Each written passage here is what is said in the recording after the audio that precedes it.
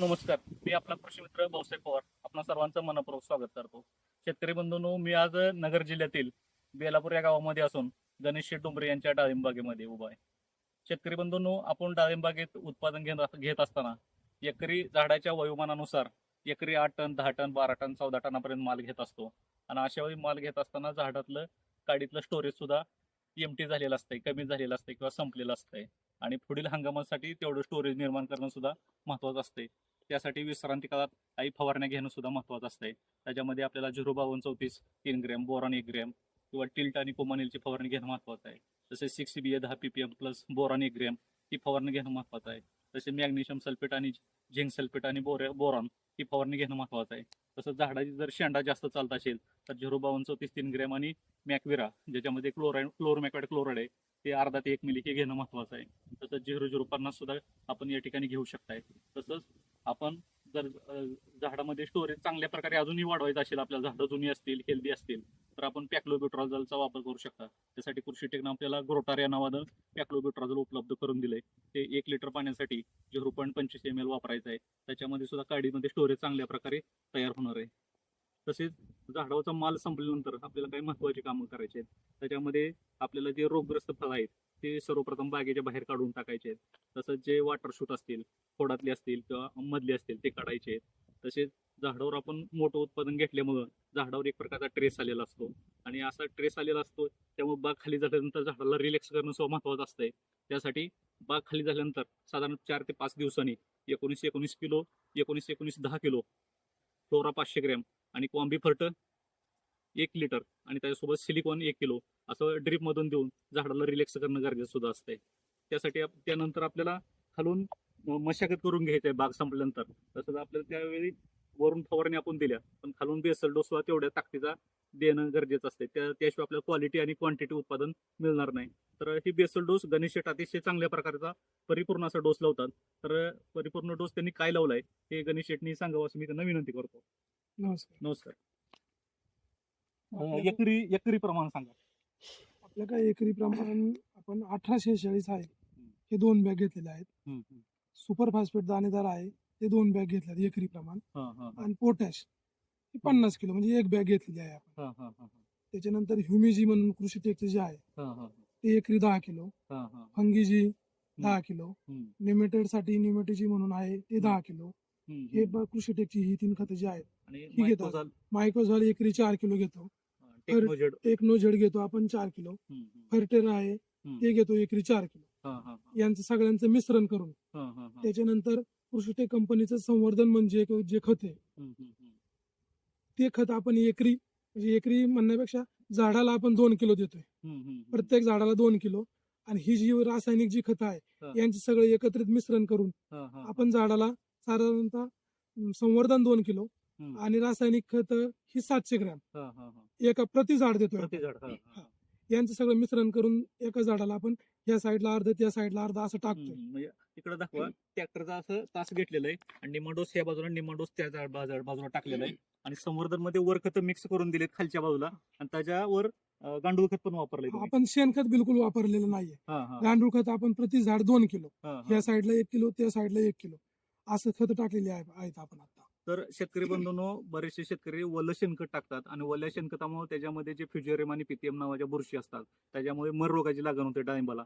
शेणखत आपण द्यायचंच असेल तर कुजवून दिलं पाहिजे, त्याचं कल्चर करून किंवा गांडूळ खत बनवून दिलं पाहिजे. अन्यथा ते आपल्याला जर शक्य नसेल तर आपण शेणखताला पर्याय म्हणून संवर्धन या नावानं खत उपलब्ध करून दिलंय. त्याच्यामध्ये 14 प्रकारच्या पिंडी आहेत.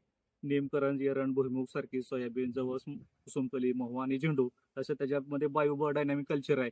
तसेच रॉक फॉस्फेट आहे, तंबाखू आणि हळद असं 34 ते 35 घटक असलेलं खत आपण अतिशय उच्च दर्जाचं कमी किमतीत उपलब्ध करून दिलेलं आहे शेतकऱ्यांना. तर गणेश शेठ, आता हे आपण तासामध्ये टाकलेलं आहे, तर ह्याला आपण हे बेड कशा पद्धतीने तयार करणार आहे? आपण आता सुरुवातीला खत टाकण्यासाठी ट्रॅक्टरने तास मारून घेतलेलं आहे. तास मारून घेतल्याच्या नंतर जी काय खतं आता मी तुम्हाला सांगितली तर त्याच्यामध्ये टाकलेली आहे. आणि मग नंतर मध्ये दोन्ही झाडांच्या मध्ये जी जागा आहे आपली ती ट्रॅक्टरच्या सहाय्याने फणून घेतलेली आहे. फणणी झाल्याच्या नंतर आता त्याला रोटर मारायचं. रोटर मारल्याच्या नंतर जमीन तुमची माती भुसभुशीत होईल. माती भुसभुशीत झाल्यानंतर आपल्याकडे सारा यंत्र आहे. सारा यंत्राने ती बरोबर ऍडजस्ट करून ही जी खतं आहे ती गाडली जातील. हम्म, गाडली झाल्याच्या नंतर त्याचा बेड ऑटोमॅटिक तयार होईल सगळा. हम्म, थोडंफार कुठेतरी राहिल्यानंतर आपण ते सपाट करून घेतो. हम्म, हम्म, अशा पद्धतीने आपला बेड तयार होईल. बेड तयार झाल्याच्या नंतर आपण ती जी खतं टाकलेली आहे हम्म. ती त्याच्यावरती लेटर कशा येतील हम्म, या पद्धतीने आपण ती लेटर बांधून घेणार, लावून घेणार त्या हिशोबाने. हा, हा. आणि त्याच्यानंतर खतं टाकली असल्यामुळे आपण जादा प्रमाणात काही सुरुवातीला पाणी देणार नाही. हम्म, 3 तासाच्या वरती आपण 3-3.5 तासाच्या पेक्षा जास्त पाणी देणार नाही. हम्म, जादा पाणी आपल्याला वाटतं जादा पाणी दिल्यानंतर सगळे बेड ओला होईल, झाडाला पाणी पुष्कळ होईल. पण जादा पाणी दिल्यानंतर जी खतं टाकलेली आहेत ती आपण सगळी खाली निचरून जातील. जर मुलीच्या लेवलला राहणार नाही राहणार खाली नाही. लिचॉट होतील. मुळीपर्यंत ठेवण्यासाठी लेवलला राहिली पाहिजेत. थोड्या प्रमाणात पाणी देणं, सुरुवातीला 3 हा, तास, ते- नंतर परत 2 तास या हिशोबाने पाणी दिलं पाहिजे. तर शेतकरी बंधूंनी त्यांनी अतिशय चांगला मुद्दा मांडलेला आहे. काही बरेचसे शेतकरी बेसर डोस दिल्यानंतर 8 तास 10 तास रात्रभर पाणी देतात. ते अतिशय चुकीचे आहे. ते दिलेली वरखत आहे ती विरघळून मुलीच्या लेवलला न राहता खाली लिचॉट होतात. त्यामुळे आपल्याला जो अपेक्षित फायदा आहे तो झाडाला होणार नाही. तर शेतकरी बंधूंनो बेसल डोस दिल्यानंतर साधारण 3 ते 4 तास पाणी द्यायचं आहे. नंतर आपण एक 4 दिवसांनी परत 2 तास पाणी द्यायचं आहे. परत 4 दिवसांनी 1 तास पाणी देऊन बाग आपली ताणावर सोडायचे. बाग ताणावर सोडताना काही महत्वाच्या गोष्टी आहेत. त्याच्यामध्ये आपली जमीन कसली आहे, जमीनची हलकी, आता ही हलकी ते मध्यम जमीन आहे. तर ह्या जमिनीला साधारण 40 ते 50 दिवसामध्ये ताण बसणार आहे. त्यामुळे आपण आपल्याला बाग कधी धरायची आहे त्याच्या अगोदर एक 50 दिवस पाणी बंद करायचं आहे. जमीन आपली भारी असेल, काळी असेल तर आपल्याला साधारण 70-80 दिवस लागणार आहे. तर 70-80 दिवस अगोदर पाणी बंद करायचं आहे. आणि पानगळ करताना सुद्धा काही गोष्टी महत्वाच्या आहेत. झाडाचा शेंडा पूर्ण थांबलेला पाहिजे. 40-50% ही नॅचरल ताण पाहिजे. जर आपण इत्रेल मारून पानगळ केली जबरदस्तीने तर हिरवी पानं गळून गेली तर झाडाचं स्टोरेज वाया जाणार आहे. तर झाड पिवळच पडलं पाहिजे. त्यासाठी आपल्याला 0050 असेल किंवा 5234 असेल, मॅक्युर असेल, बोर्डो असेल, या फवारण्या करून झाडाला ताण द्यायचा आहे चांगल्या प्रकारे. तसेच काही फवारण्यामध्ये आपल्याला अतिशय कमी प्रमाणामध्ये इत्रेल घ्यायचं आहे 0.25 वगैरे. तर आपल्याला झाडातलं जे पानातलं स्टोरेज आहे ते पाठीमागे हळूहळू काडीमध्ये स्टोअर होणार आहे. त्यामुळे आपलं स्टोरेज वाया जाणार नाही. काडीमध्ये पुढच्या सीझनसाठी आपला क्वालिटी आणि क्वांटिटी उत्पादन निघणार आहे. तर गणेश शेठ, तुमचं आता बागेचं काय नियोजन आहे? कधीच पानगळ आहे तुमचं काय? साधारणतः आता आमचं पाणी हा. 2 दिवसात आम्ही देणारच आहे. हा, हा, पाणी दिल्याच्या नंतर परत 2 तास पाणी देणार, एक 4-5 दिवसानंतर. हम्म, पाणी दिल्याच्या नंतर आमचं समजा ह्या बागेचं नियोजन म्हणजे आमच्या 2 बाग आहेत. हम्म, हम्म, ह्या बागेचं नियोजन जे आहे ते आमचं हम्म, साधारणतः 15 डिसेंबरचं आहे. हम्म, हम्म, हम्म, आणि दुसरी जी बाग आहे हम्म. याचं आमचं 15 जानेवारीचं आहे. असं 2 टप्प्यात आम्ही 2 बागेचं नियोजन बागा केलेलं आहे. शेतकरी बंधू, टोटल यांची 8 एकर बाग आहे. एक 5 एकरचा प्लॉट आहे, एक 3 एकरचा प्लॉट आहे. हा प्लॉट आहे, हा शरद आहे, बरोबर आहे? शरद आहे ना? हा सोलापूर लाल म्हणून प्लॉट सोलापूरला आहे. आहे. हा, हा, हा. हा 5 एकरचा प्लॉट आहे. हम्म, याचा आम्ही साधारणतः 15 डिसेंबरचं नियोजन धरलेलं आहे. हम्म, हम्म, हम्म, आणि शरद किंगचा 3 एकरचा जो बाग आहे हम्म. तो 15 जानेवारीचा. तर शेतकरी बंधूंनो, कॅमेरामॅनला मी विनंती करतो बाग फिरवून दाखवा. अतिशय प्रॉपर नियोजन केलेलं आहे. कुठेही वॉटर शूट नाही, कळ्या वगैरे कुठे दिसत नाहीत. अतिशय पानावर कुठेही करपा दिसत नाही. पानं अतिशय निरोगी आहे. आणि त्यांनी रोगग्रस्त फळे वगैरे बाहेर काढलेले आहे. आतून मशागत केलेली आहे. आता नियंत्रण चांगल्या प्रकारे केलेलं आहे. मागच्या वर्षी सुद्धा अतिशय चांगल्या क्वालिटीचा माल ह्यांनी हे केलेलं आहे, एक्सपोर्ट केलेलं आहे. तर इथून पुढचा व्हिडिओ आता आपण पानगळ कशी करणार आहे त्यानंतरचा आपला सेटिंगची अवस्था असेल ह्याचे पण व्हिडिओ आपण बनवणार आहे.